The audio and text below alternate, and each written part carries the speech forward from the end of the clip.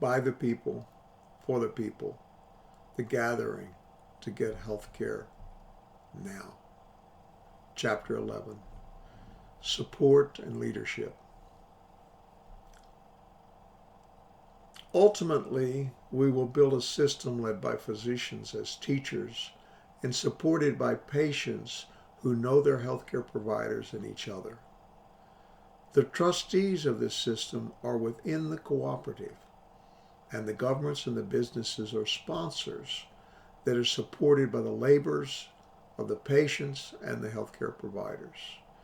Thus, cooperatives will have contractors like Medicare, Medicaid, Medicare Advantage, employer-sponsored ERISA trust, and individual insurance to serve the patient-physician cooperatives who are joined by accountable care organizations directed by physicians. These cooperatives and ACOs will then select, use, and create facilities that are technologically advanced, safe, and economical enough to control costs.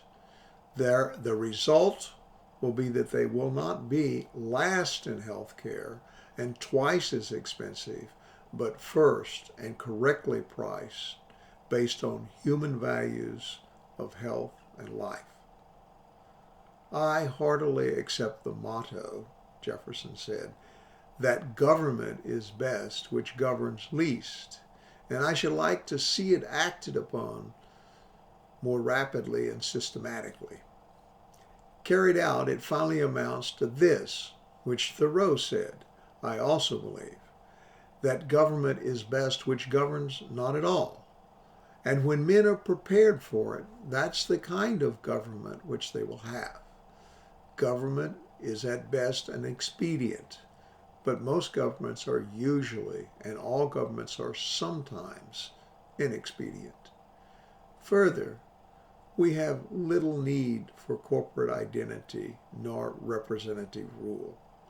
Elimination of sociopaths among us by non-cooperation and elimination of the production of non-essential goods and services will starve the beast about which Thoreau complains, and under which we still exist in an unhealthy condition. We must demonetize as much as possible, localize and cooperate with people near our homes. We must consume what we produce what we need, share what we know, and make no unreal substitutes for what we use and share. You can't eat a virtual apple or a picture of a chicken. If we demonetize, then there will be less to render unto Caesar. It can't be traded, and if it isn't traded, its worth is exposed. Fiat money isn't. Art is. Violence is self-limiting, and to last it must be hidden and covered by lies. Peace abounds and gives rise to gifts and to abundance. Work is what you do, and those who force work upon others foster violence and have reached the limits of their human expression and their being. Government has not evolved since Thoreau explained it, and disobedience of its laws, which then and now covet slavery. The big government has little meaning during an individual's life, nor in the life of a real community. Even the term anarchy has been twisted to label those who do not embrace rulers and violence as the people who are violent and against good order in the work they do. You give a dog a bad name so that you can kick it and feel justified in front of your neighbors. So in the past, after the time of Thoreau, those who were labeled anarchists were jailed and killed so that those thinking they were rightly governed could continue to pay their taxes and stratify their communities. Here are 13 declarations that may be useful. The individual person is made of the same stuff as the whole universe. Our consciousness is our identity. Our cooperation is our livelihood. Our rights are innate. Our liberties are exposed, but when violated, can be regained by non-cooperation and by trade independence. Communication need not be indirect and reliant on any mantle of authority. Paper is a creature to be marked, painted, and folded. It does not represent anything. Gold is pavement. Ask, real exchange emanates from private ownership, labor, and mutual help.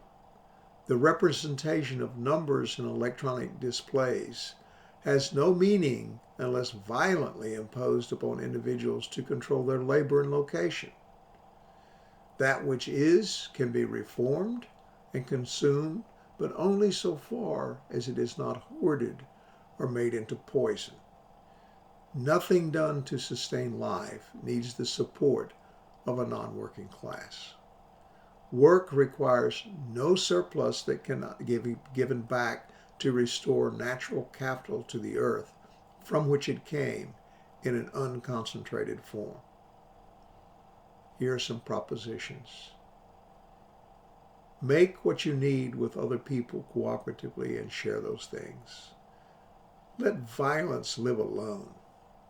Let the spirit be what it is and dance with it and be silent. Reform what you have into what is beautiful and share it. Don't trade things you make and need for mere representations of real stuff, raw or refined. Let the beast starve and let it try to survive on the electronic signals in the automatic clearinghouse and on the paper in the vaults and the shiny metal in the locked boxes. Live until the end, and when the end comes, laugh and become some of the elements in another star. Be patient, because the transition from what has been experienced and what can be done better is more than one lifetime.